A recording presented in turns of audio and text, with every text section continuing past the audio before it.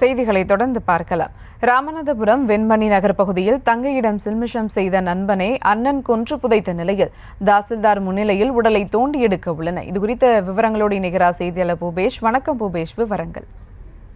நிச்சயமா வணக்கம். ராமநாதபுரம் மாவட்டம் ராமேஸ்வரத்தை அடுத்த வெண்மணி நகர் பகுதியைச் சேர்ந்தவர் வெங்கடேசன், இவரது நண்பர் நண்பராஜன். இருவரும் அந்த பகுதியில் அடிக்கடி ஒன்றாக சேர்ந்து மது அருந்துவதை பழக்கமாக கொண்டுள்ளனர். இந்த சூழலில் கடந்த 30 நாட்களுக்கு முன்பு வெங்கடேசன் வீட்டில் யாரும் இல்லாத போது அங்கு சென்ற நம்பராஜன் வெங்கடேசனுடைய தங்கையிடத்தில் தவறாக நடந்து கொள்ள முயன்றதாக சொல்லப்படுகிறது. இந்த தகவல் குறித்து கேட்டறிந்த வெங்கடேசன் ஆத்திரத்தில் நம்பராஜனை அந்த பகுதியில் வைத்து பலமாக தாக்கியிருக்கிறார். இந்த தாக்குதலின் போது படுகாயமடைந்த நம்புராஜன் அதே இடத்திலேயே துடிதெடுத்து உயிரிழந்ததாக சொல்லப்படுகிறது. இதனையடுத்து நம்புராஜனுடைய உடலை வெங்கடேசன் வீட்டின் அருகிலேயே குழி தோண்டி புதைத்திருக்கிறார். மேலும் இந்த தகவல் தொடர்பாக யாருக்கும் தெரியாத நிலையில் நம்புராஜனுடைய உறவினர் அளித்த புகாரின் அடிப்படையில் வழக்கு பதிவு செய்த ராமேஸ்வரம் போலீசார் தொடர்ந்து விசாரணை மேற்கொண்டு வருகின்றனர். வெங்கடேசனை நடத்திய கிடுக்குப்பிடி விசாரணையில் நம்புராஜனை கொலை செய்து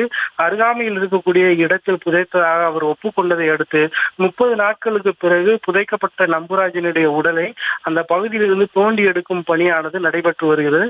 ராமேஸ்வரம் வட்டாட்சியர் முன்னிலையில் போலீசார் மற்றும் பொதுமக்கள் முன்னிலையில் தோண்டி எடுக்கப்படக்கூடிய அந்த உடலை அந்த இடத்திலேயே வைத்து உடற்கூறாய்வு செய்து போலீசார் விசாரணை மேற்கொண்டிருந்தனர். ராமேஸ்வரம் பகுதியில் நண்பன் சக நண்பனுடைய தங்கையிடம் தவறாக நடந்து கொள்ள முயன்ற போது அடித்து கொலை செய்து அதே இடத்தில் புதைத்த சம்பவமானது பரபரப்பாக ஏற்படுத்தி இருக்கக்கூடிய சூழல். விவரங்களுக்கு நன்றி பூபேஷ்.